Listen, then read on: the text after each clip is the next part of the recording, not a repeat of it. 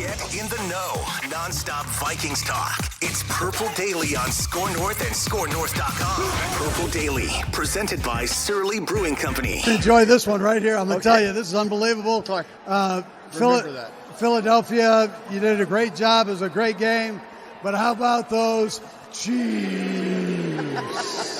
That's what we're talking about. Have a cheeseburger on us and enjoy the Hawaiian shirts. I will. That's congratulations, why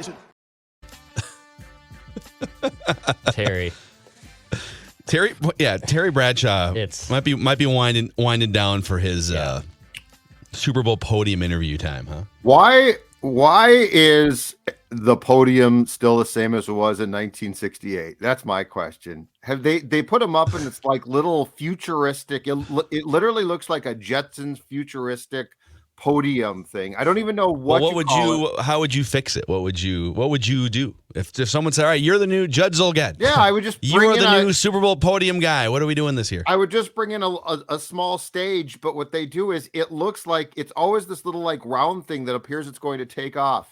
Like you just ascend to the heavens. Like it's a Chief scat back. It's like this little thing that's. You are Super Bowl champions. Now you will go to heaven and you will come back in training camp, or you will hover over the U.S. or Canada and be shot down in approximately a week. Like it always looks like this. It's just so funny. I guess I hadn't put much thought into, but yeah, they haven't changed it up in quite some time. I like how Andy Reid is. He's the most likable. Love him. Coach in the NFL, I think, the last 10 or 15 years. He's gone through some personal problems and, the Philadelphia thing, kind of a falling out. And it took him like 20 years to get his first Super Bowl. And now he might wind up with like 4 if they keep riding this thing out. That's for a very good reason for that. Yeah. By the way, this is Purple Daily Vikings entertainment. We just want the Vikings to do what the Chiefs did, which is win a Super Bowl at some point before we die. The show is presented by our friends, an official partner of the NFL now, TCL. No matter what you watch, TCL has award-winning TVs for any budget, any space, all with stunning picture quality. And TCL makes more than just TVs. They offer mobile products, audio devices, home appliances. TCL brings you joy and simplicity through innovative technology. And before we get into some of the things that kind of slapped us across the face as you watched probably the 2 best teams in the NFL do battle yesterday, how can the Vikings learn some things? Cheers to the official craft beer of Purple Daily, Judd Zolgad, Surly Brewing Company.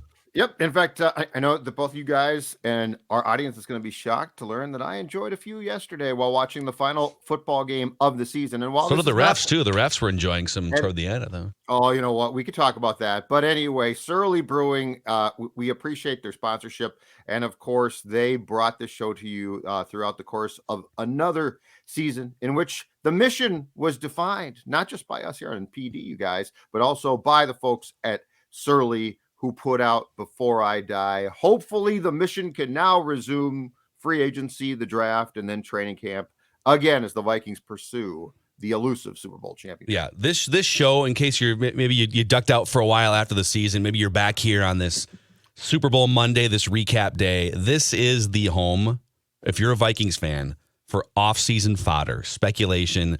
And I think it's funny, a lot of fans we've heard from who throughout their lives watching the Vikings, the season almost always ends in some sort of, horrible, traumatic way, and you're pissed. And then you kind of check out. All right, now it's on to the Wild, on to the Wolves, on to whatever, on spring training. The Twins? With the Twins? The Twins. Yeah. Well, we should talk some Twins this week on Mackie and Judd. And you maybe check out. This is actually a really exciting time to be a Vikings fan over the next 2 or 3, 4 weeks into free agency, roster moves, but then into the draft. So we've got you guys covered on this show every single day, 365 days a year. I just want to throw that out there. But let's get into some of the things that really stood out to us. If you're watching that game from a Vikings perspective, how far away do they feel? What are the things that you can really learn from these teams? And I'm watching the second half of this shootout, and Jalen Hurts is setting the record for rushing touchdowns by a quarterback, and he's making these ridiculous throws on the run, keeping the Eagles in front for a chunk of that game. And then Patrick Mahomes comes back after getting his ankle twisted again, and he's just Travis Kelce leading him into open windows. The play calling was brilliant as well. Andy Reid and Eric Bieniemy put together a really good game plan. Not surprising. But to me, the biggest takeaway, and I get it, like defense, offensive line, all these things are important. Having weapons, drafting well, all of these things are important. But the willingness to take a chance on a young, highly skilled, potentially franchise-changing quarterback was what really screamed in my face last night because of the way that these two teams went about it. If you think about, we talk about the Chiefs all the time, trading up 17 spots, right? 5 years ago, it's been well told you can't just duplicate drafting Patrick Mahomes. Nobody is saying that. I think it was less about getting lucky in drafting Mahomes and more about recognizing where your franchise is at and then being open-minded to take a shot and then develop the guy. 5 years ago, the Kansas City Chiefs were coming off 3 playoff trips in 4 years, 11 wins in 2015, 12 wins in 2016. 3 playoff trips in 4 years and a 12-win season in 2016 with a rock-solid Pro Bowl quarterback in Alex Smith. And they said, we're sick of getting bounced in the playoffs. We feel like our ceiling is the divisional round, the way that we are currently constructed. Mm-hmm. What's our path? Let's take a gamble on something that could change our franchise. The Eagles might even be a better example because people are like, well, you're not just going to find a Mahomes. And that's true. That's true. So let's go to the Eagles in 2020. They had just signed Carson Wentz to a massive contract extension. 3 straight playoff appearances and a Super Bowl win, 3 years prior in 2017, right? Carson Wentz putting up 4,000-yard seasons, 25, 30 touchdown passes, single-digit interceptions. But something just felt off. And they said, I know we have our franchise quarterback here. He almost won an MVP a few years ago before he got hurt, and then Nick Foles had to take over, and they won the Super Bowl. And he's now getting paid like $25, $30 million by us. But something just feels a little off here. Doesn't feel like we can't build a roster around this. And they drafted Jalen Hurts in the second round. Changed their franchise. Like the ability to recognize this is good. Are we going to win a Super Bowl doing it like this? And then take the chance and then develop the quarterback. And maybe you get unlucky. But those two quarterbacks doing what they did in those two franchises, it's really interesting. It's really interesting to me. So let's take the Hurts one, because I actually think that that's more intriguing from a very doable standpoint. Mahomes is obviously a great pick, but that was we are diving into the deep end of the pool. Smith's days are numbered. He did play again the year after Patrick Mahomes was drafted, but then of course he was gone, and he really had to be gone. But let's take the Hurts one, because to me, this is the most intriguing one. First of all, this is a kid who was given up on by his college team. Alabama said, you know what? Tua is a superior quarterback kid. Thank you very much. But essentially released him. Goes to Oklahoma. Has success again. Falls to the second round. And this is where I think it's I think this is a replicatable and very smart philosophy. Falls to the second round. Now, the only question at that point becomes, if you are Philadelphia and contemplating taking Hurts, your question becomes, okay, are we afraid that the incumbent starter, if we really like him, is going to be offended and this is going to cause problems? Because once you get past the first round, the investment is almost a look-see. Like if Jalen Hurts had flamed out, if Jalen Hurts right now was going to start his season in 2 months in the XFL, we'd be like, okay, not a great chance, but Philly took a chance. It didn't work. But the main question, and you know, there were rumblings that when the Vikings decided to draft the kid from Texas Tech, Kellen Mond, right? There were rumblings that Kirk was basically said, what are you doing here? Why are you wasting this pick on a quarterback? If you think you might have the right guy, that question can't concern you. So Mahomes was almost had to be a sure thing. He was going to get that chance. And if it failed, it was going to be a colossal bust. Jalen Hurts, on the other hand, was you know what? Let's explore this one. If it doesn't work, it sucks. But if it doesn't work, it's not catastrophic. No one's going to get fired for that. And so that's where it's a replicatable, and the Vikings, I think, in all teams. And Phil, this goes back to, I think you talked about this years ago, which is just starting to take chances in the draft, not necessarily first round, Mhm. on quarterbacks. Because my God, if you hit, you potentially see what we saw on Sunday. And the Eagles did not lose that game in any way because of Jalen Hurts. Well, and I think it all starts with if you're waking up on this Monday and you are the Vikings and you're looking at the Eagles and the Chiefs, and even if you go back the game or two before that too, and you're looking at the Niners and you're looking at the Bengals and some of these teams, I don't think we're sitting here saying you got to go get lucky and draft Joe Burrow number 1 overall. I think what we're saying is be realistic about where you are as a franchise. Are you really like one off season's worth of bargain bin free agent signings and getting lucky with your 5 draft picks away from being the Kansas City Chiefs or being the Philadelphia Eagles? And no one's saying that it's Kirk Cousins' fault that you aren't the Kansas City Chiefs or the Philadelphia Eagles. But as currently constructed, as long as the Vikings continue to push forward with Kirk Cousins, who gets older by the year, he's going to be 35 years old. What is your actual ceiling? Are you really winning a Super Bowl in the next 2 or 3 years? Are you really? And again, this isn't like a singularly focused Kirk Cousins topic. It's a roster. Where are you at with everything right now? And if you feel like your ceiling is maybe the second round of the playoffs the next 2 or 3 years with Kirk Cousins, aging Kirk Cousins, non-mobile Kirk Cousins, non-elite, but gets paid a ridiculous amount of money to the salary cap, then you need to address that, to me, starting in the next 3 months. Just start. And all these people that are like, oh, well, it's so easy for you guys to say, oh, just go find a Mahomes, right? But here's what I hear, because I hear it from all angles. Well, just go find a Mahomes, right? Just go find a Josh Allen, right? Just go find a Joe Burrow. Just go find a Jalen Hurts. Just go find a Justin Herbert. Just go find a Well, I just listed like 20% of the quarterbacks in the league. Like you can't find a Josh Allen or a Patrick Mahomes or a Jalen Hurts if you never take stabs. Like they've only drafted 2 quarterbacks in the if you look at the first, second rounds for the Vikings, T-Jack 06 was a second round pick. Christian Ponder 2011 was a first round pick. Teddy Bridgewater 2015, 14, somewhere in there. Mm-hmm. They don't take shots. 15, 20 years. They literally, you can't find one of those guys unless you try.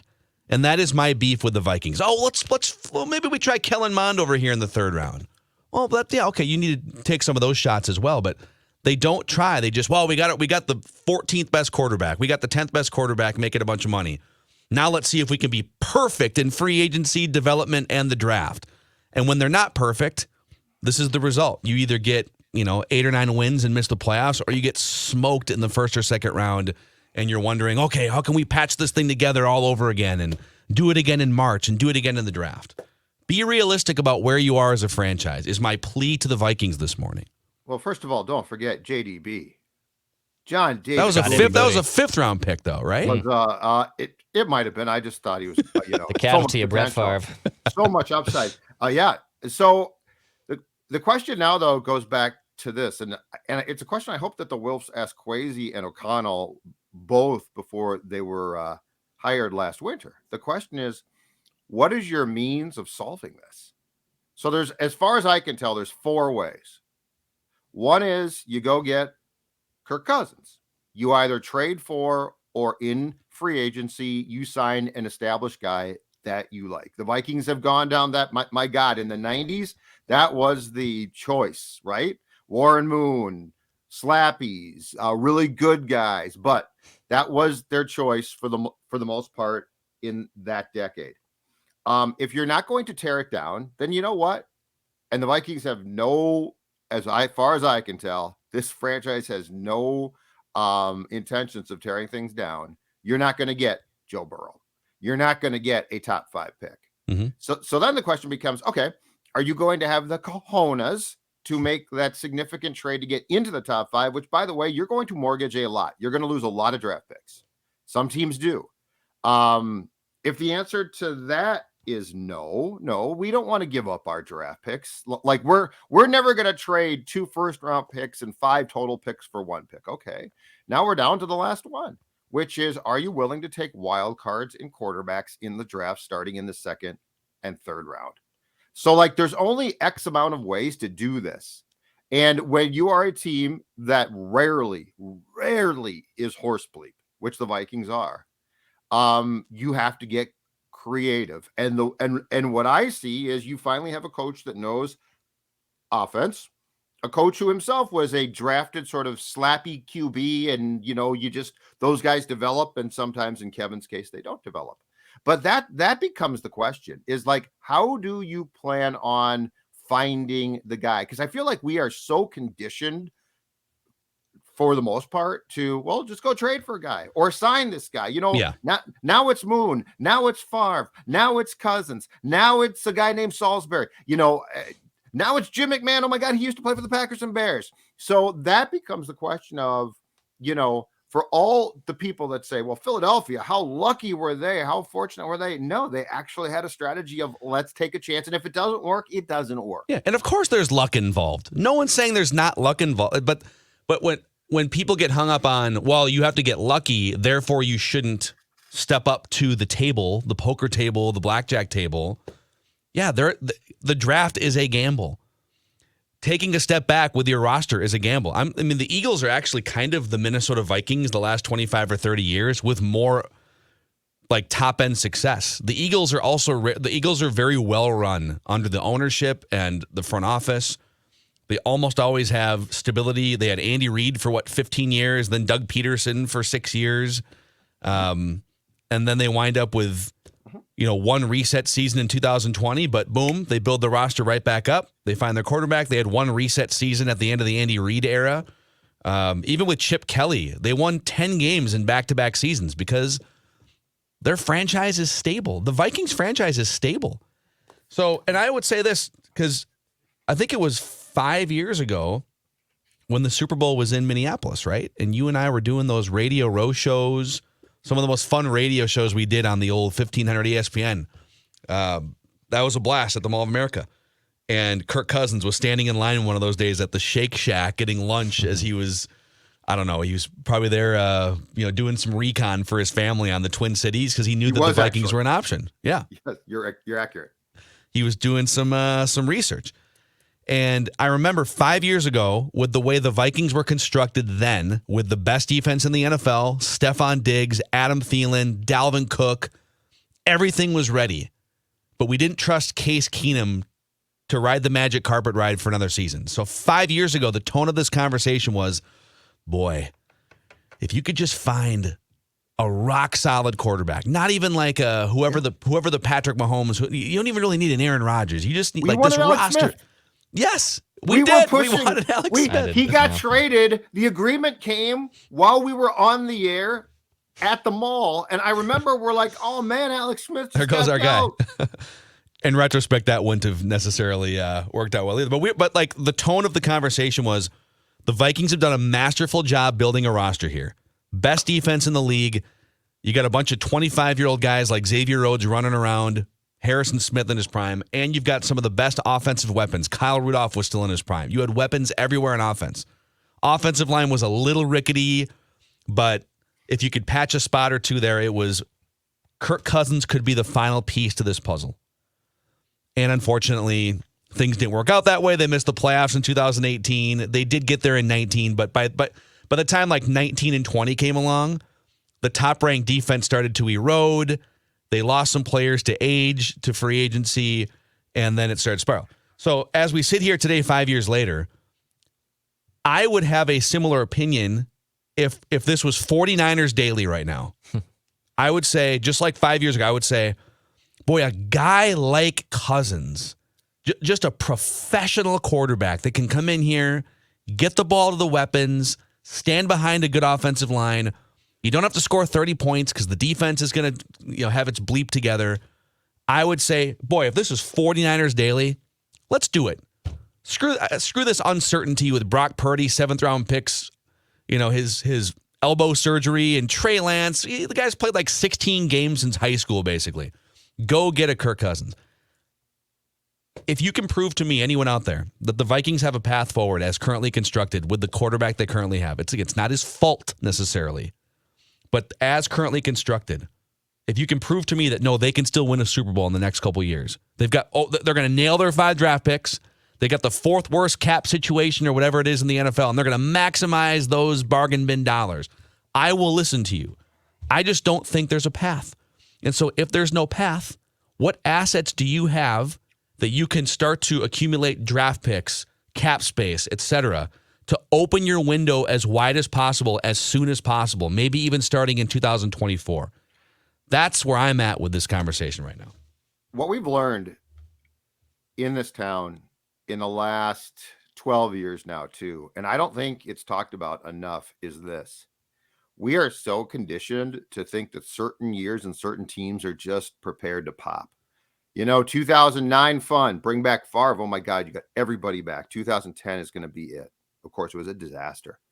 2017, this is great, but if you just had a quarterback who was a little bit better than Case Keenum, you're going to pop. It was not a disaster, but it was a huge disappointment. I think what a guy like what Hurts does, and I think what a guy like Burrow does for sure. Now he's the other end of the example because he's such a good one, and he articulated this himself, and he's right. The window is my career. Yes, the window is my career, and that's the thing about football, though. What you have to be prepared for is you have to be prepared for when you starting probably with your quarterback that the window has to be open for with any one QB approximately 5 years, because here's the problem in this sport, especially the attrition from injuries, from drop-offs, Adam Thielen, is so great that if you think 2018 is our year, you're an idiot.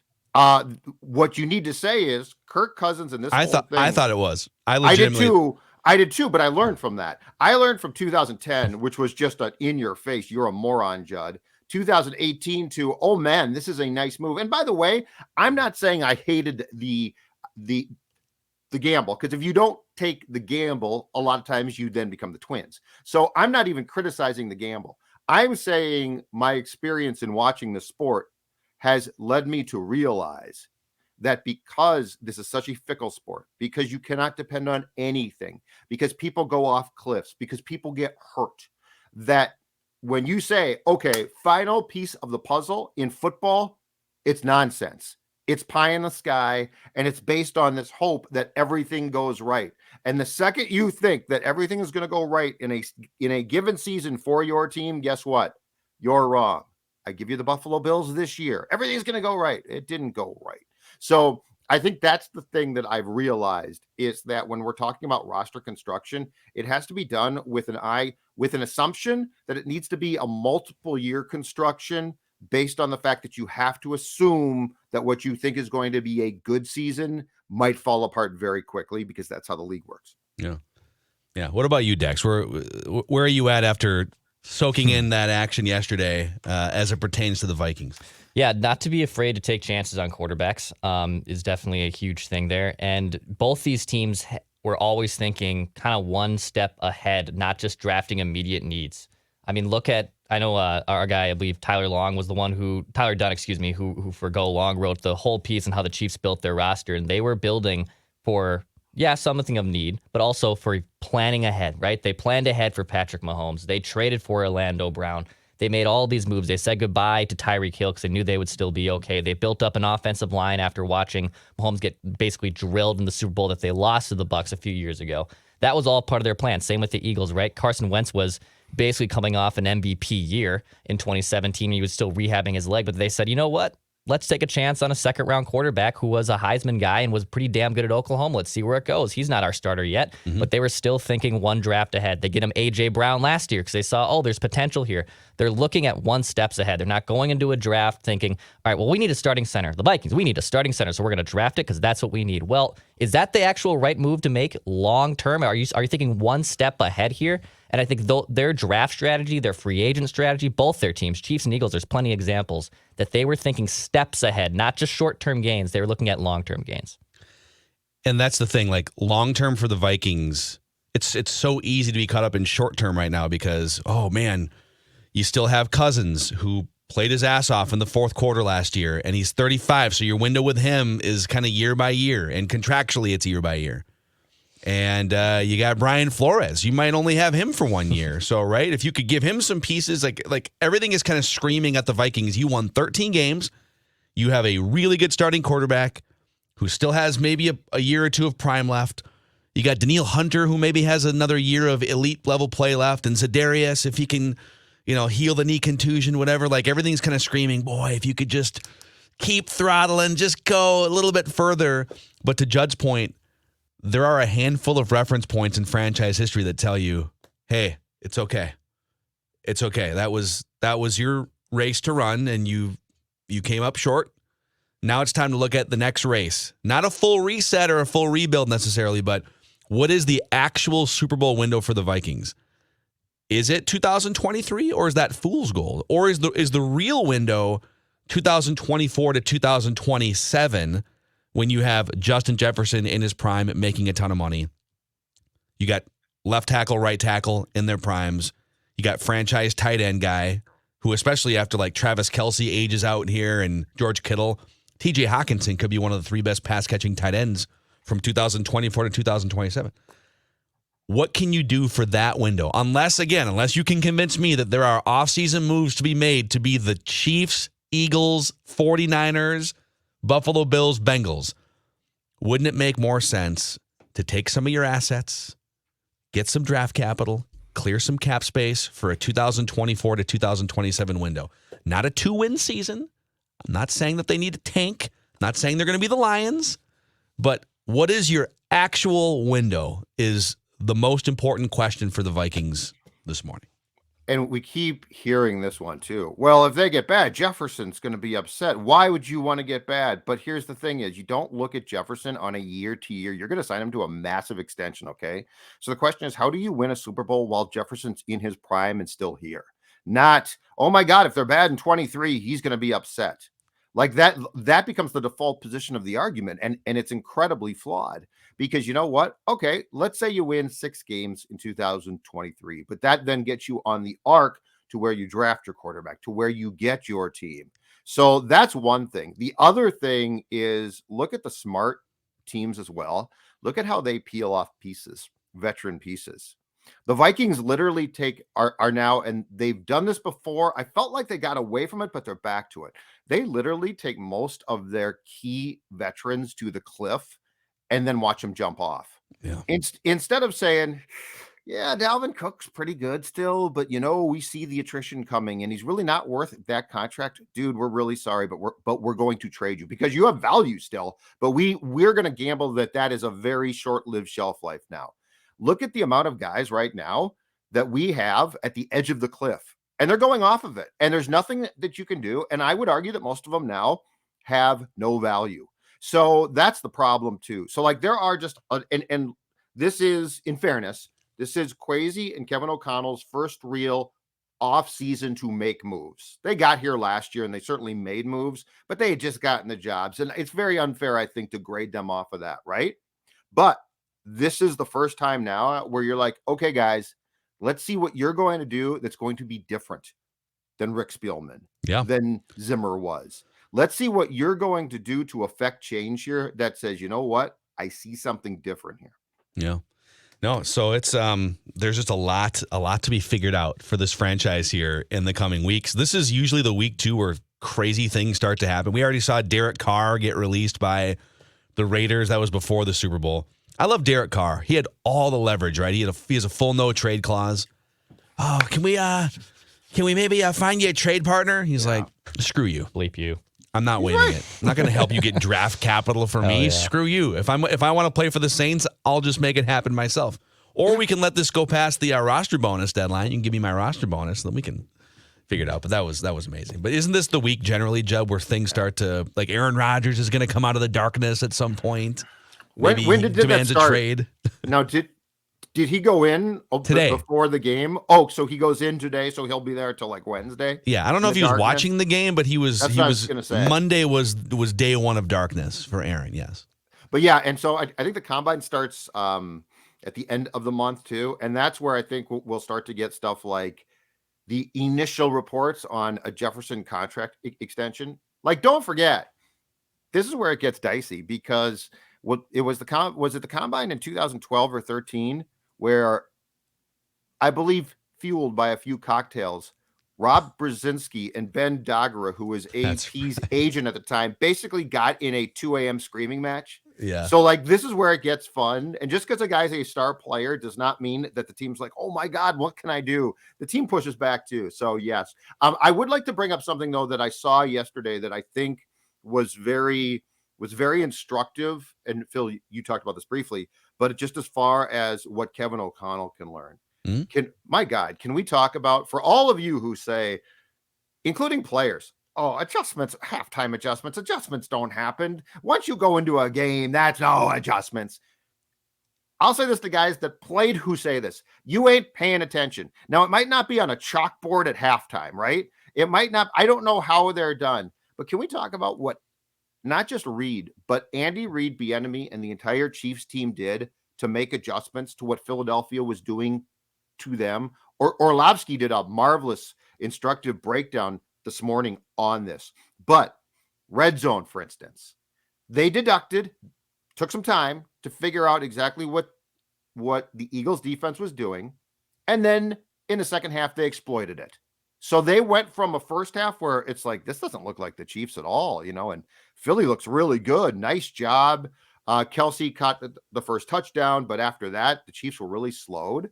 They went from that in the span of an entire game. And don't forget, you have basically a half hour at halftime. So you do have time to a red zone attack for sure.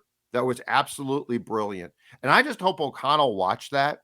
And because we talked about throughout the course of the season, it really felt like the Vikings red zone approach trailed off. When I saw what the Chiefs were doing, I'm like, this is a tutorial. This is a master Andy Reid class on, okay, you guys are awesome. You guys are doing a great job, but I'm going to use everything that you just did in the first two quarters against you, and I'm going to bleeping beat you. Yeah, someone else put an anecdote out. Maybe it was Orlovsky. He's been on fire. He was on a plane ride this morning, and now he's all over ESPN, just basically on no sleep. Good stuff. But that Doug Peterson with the Jaguars ran some motions in the red zone. Apparently, the Eagles are very susceptible defensively to pre-snap motions and crossing routes and different things. Their secondary gets a little bit confused, and guys can break wide open. And the Eagles borrowed from Doug Peterson, who I think is one of the best red zone offensive schemers, right? I mean, the Philly special in the Super Bowl 5 years ago. So, yeah, that's something that it did feel like the Vikings were very creative on that front early in the year. But then if you look at their personnel throughout the season, like at the end of the year, you had Dalvin Cook, who is a good running back, but not the same guy he was 3 or 4 years ago, and certainly not as shifty and versatile as some of the guys you see on the Chiefs offense. Adam Thielen can't do really 75% of the things that you're asking some of these Chiefs offensive players to do.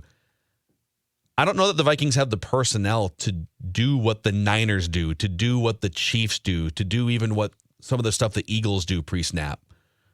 So that's, as we sit here and talk about offensive line and we talk about quarterback and future, like just getting younger, faster, and more versatile with your running backs and with your, I mean, dude, they had Jerick McKinnon lined up at fullback at one point last night. Right. And he winds up like out to the left catching a pass or whatever the hell it was. Yep. And almost gets in the end zone. So just the fact that you can have Jerick McKinnon as kind of a second trinket player lining up as a fullback going any which direction, like, man. So I agree as far as like Thielen on deep routes is probably hopeless now. He can catch the ball. He just can't get there, right? But I think in red zone, I think it's a lot of coaching too, man. I think it's a lot of coaching and it's matchups. And when you use, and O'Connell does this, so I'm not saying that he's incompetent and I'm not saying he can't learn. So he is very good. I'm just saying that Reed is the master at this and his staff is great. But especially in the red zone, motion makes you tell everything. And if you watched what the Chiefs did, and you know what? Jerick McKinnon, he ain't young. he basically missed 2 years hurt. He's good. I really like him. But the point is, there are guys like that floating around this league. The Chiefs took the piece and plugged it in, but they didn't say, we got to go get Jerick McKinnon because only he can do these things, right? And this is where I come back to, okay, do the Vikings not have anybody else that can operate? Like, did we ever see, did the Vikings, and it's a rhetorical question, the answer is no, did they ever get creative enough with Alexander Madison to maximize him? Not as a bell cow, but as a guy who's like, you know what? He's got a skill set, catch the ball. Let's maximize that. I'll go back to this one. Are you telling me there was still, to this day, that there is still zero package? There's still nothing that a guy as fast as Kene Nwangwu can do? I'm not saying he should play 20 snaps a game, but I'm just saying in the red zone where a guy like that makes you think, I don't even care if he touches the football. Yeah, I would even say, like, if you have a guy like Nwangwu active, because I don't know the answer to your question. I feel like if he were a weapon on offense, they would have used him that way. But then the next question is, okay, well, why is he taking up an active roster spot? Yes, he's a great kick returner, but how many times in a season is that skill set even being used in 2023? And he did break one or two this year, so he had a small handful of either a touchdown here, and I'd have to go, recall. So I'm not saying that you can't have a guy just as a kick returner, but it feels like it's just kind of a wasted roster spot in some ways, right? That he's going to return like one kick a game, maybe two, and be unavailable to do literally anything else the rest of the afternoon. Why? Can't you find someone who can return kicks at like 75% the level that he does, but can also contribute and touch the ball 5 or 10 times in a game? But why are you not? This is what I don't get it, and it's what a guy like Reed does a great job of. Why are you not creating the perception that he might do something by having him on the field occasionally?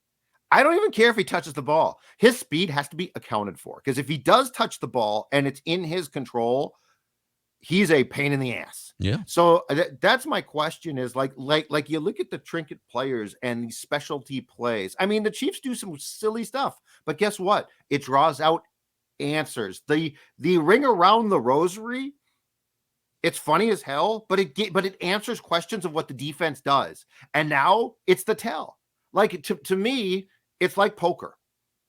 It's like poker. You are playing with the defense's minds because you want answers. And that's now going to allow you to do things. So, and again, this is not a O'Connell sucks. He does not. I'm sure he'll do a fine job here. But I'm watching But here's a list of 5 coaches the Vikings should consider replacing him with. It's Judd's pecking order. Yep. It's my pecking order, and I'm going to attach a quarterback to each one.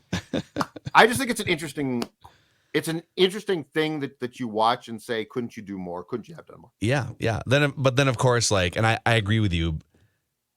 It's almost like the same conversation we're having about quarterback, which is the Vikings have a really good quarterback, but he's not Patrick Mahomes, Joe Burrow, Jalen Hurts, Josh Allen. He's not anywhere near that level. The Vikings have, I think, a really good head coach. He's not Andy Reid. Nick Sirianni he has become an incredible creative head coach, a guy that connects with players. Is Kevin O'Connell? It's hard to fully quantify. Andy Reid's one of the greatest head coaches of all time at this point. Just his regular season success, his 2 Super Bowls now. Took him a while to find his QB. Think about the work that he did with. I mean, they were literally winning 10 or 11 games a year, 12 with Alex Smith for like the first 4 years of his tenure in Kansas City. I was going to say McNabb. Like he hitched his wagon to Donovan McNabb for a long time. I actually think the Mahomes thing is in part because of, I don't know if the right word is mistakes, decisions he made in Philly. I think he hitched his wagon to McNabb for so long and was loyal. Good, and you know what? Great. Yep. Got a lot of wins, got to the conference championship game 4 times, went to a Super Bowl once. But his quarterback in that case literally puked on his shoes. And I think Andy said after that, you know what? Smith is good, but I'm done hitching my wagon to a guy and showing basically loyalty across the board when I know what the ceiling is. And I'll say one more thing, and we'll get to a mock here. And also, we're going to do a lot more of the Super Bowl discussion and different things on Mackie and Judd today, our other daily podcast. But Vikings fans deserve to feel the way that Chiefs fans feel, to feel the way that Eagles fans felt 5 years ago. It's been 60 plus years. Vikings fans deserve that parade. They deserve that celebration. But you can't make it happen as a franchise by clinging to good, not great. And that's what this franchise has been since I was born, Declan was born, Judd was born, people older than us that have watched the whole thing play out since the early 60s. I would argue they were great in the 70s. They just didn't, like those Purple People Eaters defenses and Fran Tarkenton, they just didn't win a Super Bowl. But they've been stuck in good, not great, basically since 1979. And it's comfortable. It's a very comfortable space to be in. Oh, 9 wins. Okay, at least we're going to be in the mix. We're going to be fighting in the mix. But are you essentially cutting off your chance to do the only thing that this franchise has not done, which is win a Super Bowl, because you're too comfortable being pretty darn good? We got to the playoffs. That's pretty good. Let's go sell some season tickets. All right, let's go grab a couple more linemen in the free agency period and cross our fingers in the draft. And, what's the worst that can happen? Probably still win 7 or 8 games and keep it interesting, right? Like, keep it interesting should be the Wilfs motto as an ownership group. If we can just be in the mix and keep it interesting, then anything can happen. But anything doesn't usually happen in the playoffs. Once in a while, you can point to an outlier, but you don't just get in and see what happens in the NFL playoffs. I'm sorry. That's not how it works. How would we feel today if you replaced the Eagles with the Vikings and you had just lost that game, which, by the way, was a great game? Like, that was fun to watch. But if the Vikings had gotten there and this was your fate, how would we feel today? Well, I think you'd feel crushing disappointment. You'd probably be, even though the Eagles themselves were saying, hey, it was a hold, so everyone calm down, it was a hold. I think you'd be pissed at the officials for just kind of like in a game in which they were letting guys play for the most part. So there'd be anger, and like you'd need like 48 to 72 hours to just be pissed, right? But you'd feel pretty damn good about your window here. And you just banked a Super Bowl 5 years ago, so you're still kind of riding off that. But you've got a bright young quarterback, and they'll have to make a decision here. I think maybe even this offseason, I think they have to make a decision on to what extent do they want to reward Jalen Hurts? Do they want to pay him the $50 million? But I think you feel like there's a window and a future here, and that your organization also, even if the window is closing, or if they decide, Jalen Hurts is awesome for $1 million, but maybe not for 40 if we want to keep this thing going, you feel confident that your organization is going to make the right decision to win Super Bowls. That's like the Eagles make decisions in their front office to win and compete in the Super Bowl. I saw so many people, and I'm not to like take Twitter and make it the majority voice, but, well, there it is. A rookie scale contract quarterback got beat in the Super Bowl for all okay, but the Eagles are multiple levels beyond where the Eagles beat the brakes off the Vikings in the regular season. They beat the brakes off the Vikings the last time they had a rookie scale contract quarterback in his backup 5 years ago, right? So go to school on what the Eagles do. They are aggressive and hunting for Super Bowl blueprints. And if they have to win 4 games in a reset season, they're not afraid that they're going to go into a Lions tailspin, because they have organizational confidence and competence that prevents them from doing that. I almost feel like the Vikings and the Wilfs, despite a track record of being relevant almost every year, are so scared of, oh God, what if we become the Lions? You're not. You've never been. It's been 60 years. You won't be the Lions if you just take a deep breath and collect yourselves for a 2024 through 2027 window. They're worried about being bad for 1 year. That's the problem. They are. You're still being. It's the Vikings. People will still go to the stadium. You're going to sell out every game. But I'm telling you, the worst thing that happened to the Vikings was when the damn Giants with Eli won those Super Bowls. And they got in, and that justified the Wilfs' belief that if we just get in, anything can happen, which is only true to a certain degree. And that takes a lot of luck as well. But yeah, they are worried about they want to be in the playoffs every single season. Now, I will say this, the positive is this. what's about to unfold in the next few months will chart a course of, we will find out now what the new administration there from a football standpoint believes. Like, we don't know yet. So so this is the start of, okay, are you happy with, let's just make it 113 games, or do you have higher aspirations? And I really think that this is going to be the first time that Kwesi and Kevin get a chance to really start to put their official signature on, no, we're actually going after Super Bowl. Well, and I will say, because it kind of feels to me like they're going to try and convince themselves, all right, hey, we won 13 games. We got a new defensive coordinator in here, and I can drink some of this Kool-Aid too, and we will definitely go down these paths in the offseason. But I think they're going to try and convince themselves, all right, we kind of whiffed a little bit in the draft last year. Let's freaking nail the draft. Let's go get 3 free agents. We can clear some money. Let's go get 3 free agents that can help us out here. We'll get a young, spry cornerback, whatever it is, right? Let's do it again. There is a path if you pitch a perfect game in March, April, beginning of May draft, free agency through the draft. You pitch a perfect game with like $35 million in cap space, and let's say they accumulate another draft pick or two, and you develop a Brian Asamoah, like, there's a path. But you, like I said, as a front office, you need to be like 9 innings, 18 strikeouts, no one gets on base. You need to be like Max Scherzer. You can't whiff on your first round pick. Your first round pick would have to come in and be incredible immediately. Your Brian Asamoah would have to step in from last year, be incredible. A Caleb Evans, like Lewis Seen under the tutelage of Brian Flores. So if you think you can be flawless from March, April to May, you might have a chance to compete for a Super Bowl. But I don't know, man. I'm very worried about the cliff that they're sort of hovering over here as a franchise, but we'll see. Speaking of draft, you guys want to a little dive here? Let's do it. We'll see. See if I can click the right button in the studio here. Been a long time. Oh, is this button bar potted up, Declan? Yeah, it is. Is it not working? It's not working. Okay. It's okay. Let's do this instead. Guy. There we go. Boy, guy gets back to his Minnesota studio. Oh. The buttons don't work. Yeah, Everything's yeah. dusty. State of the art, baby. We're back. By the way, a shout out to our friends at Livia here, helping Purple Daily listeners lose weight for the last year and a half, changing their lives.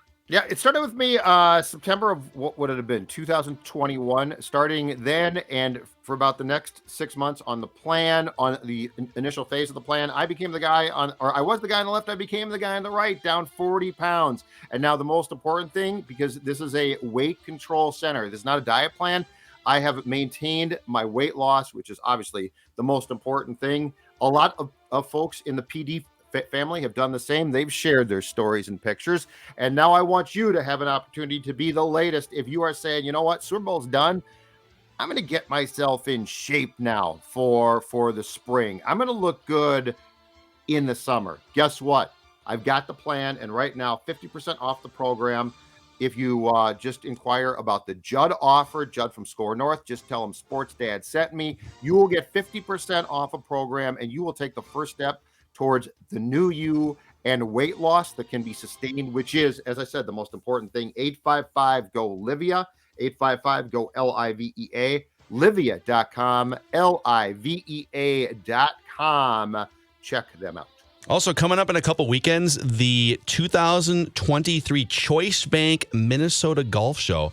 So Judd and I are going to go and do just a couple of special fun podcasts right next to the 19th hole on Friday and Saturday, the weekend of February 24th. So I guess it'll be February 24th and 25th.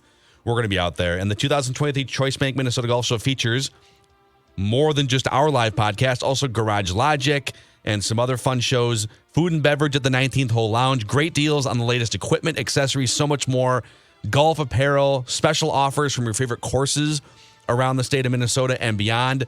And tickets are on sale right now for just $6.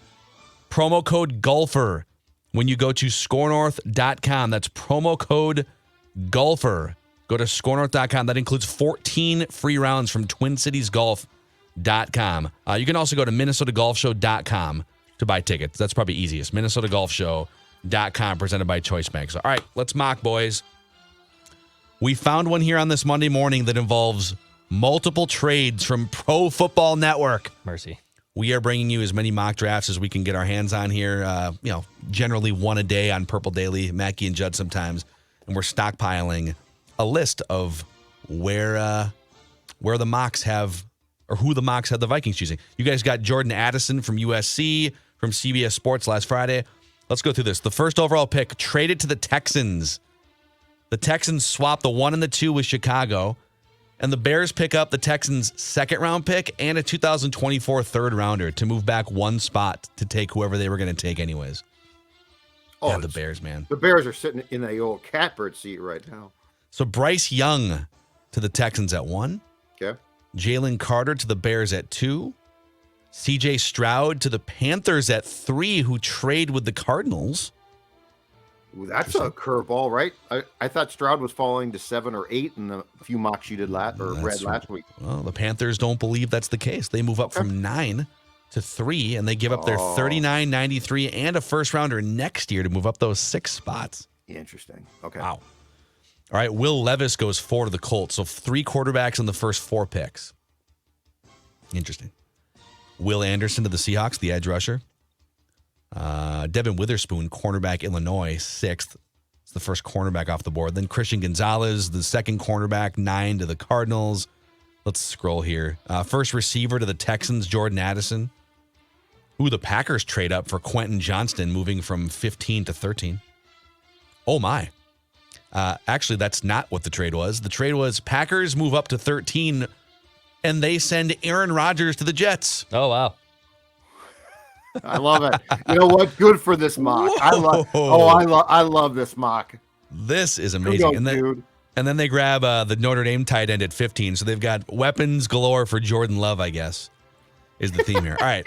At 23, the Minnesota Vikings, according to Pro Football Network, select out of South Carolina cornerback Cam Smith. Okay. All right. Here's the write-up. Cam Smith is an instinctual corner with quick feet and fluid hips. Football. He was rarely tested at South Carolina, but when he was, he broke up 15 passes and picked off 4 more. His prowess in press can unlock coverage looks that Minnesota couldn't run with their personnel last season. So Cam Smith is now the most frequently mocked player to the Vikings. What do you think about that? And we are at, for Cam Smith, he's been mocked to the Vikings now. How many times? Do you have that? So we've done about 12 mock drafts on this show. Cam Smith has been mocked there 3 times. In fairness, twice by Pro Football Network. Okay. Walter Football also had Cam Smith going to the Vikings. I think given what we know now, it's a smart pick. Now, I will say this. Free agency will help determine this, because I will continue to beat the drum of if the Vikings address cornerback with a signing in for free agency, they'll get below the cap at some point in time, which is why guys have to go. Yeah. Then I could see them possibly going receiver. I don't think we should underestimate the need that O'Connell is going to see to bolster his receiver group. And I don't know that there is a guy on the roster right now who he is just totally sold on. That doesn't mean that guys can't develop. It doesn't mean guys can't be good, right? But if Kevin O'Connell can exchange, okay, the free agency splash, if we make one, is going to be at cornerback. But I get to draft a first-round receiver to pair with Jefferson to make our offense far more potentially lethal than it was. I don't think that should be dismissed, but for now, knowing what we know and don't know, I think this is very fair. Yeah. So there you go. Of the 12 mocks we have rounded up the last 3 weeks or so, 7 cornerbacks being mocked to the Vikings in the first round. I know that your guy and our guy, Tyler Fornes from Vikings Wire, your colleague over there, he's putting together literally like all of the mock drafts. We're just bringing some fun ones to the show. Yeah, no. He's like got a spreadsheet database every mock draft that's ever been created. He's got a turkey leg of mock drafts, and he's just gnawing on it all day long. It never ends. Amazing. All right, so All right, that's our watching from a Vikings fan perspective look at the Super Bowl yesterday. We'll do a lot more Super Bowl stuff and Viking stuff over on Mackie and Judd. And tomorrow, reckless draft speculation with our guy Thor Nystrom as we continue to help the Vikings fix their team to be more Super Bowl contender-ish. We'll see you guys tomorrow on Purple Daily.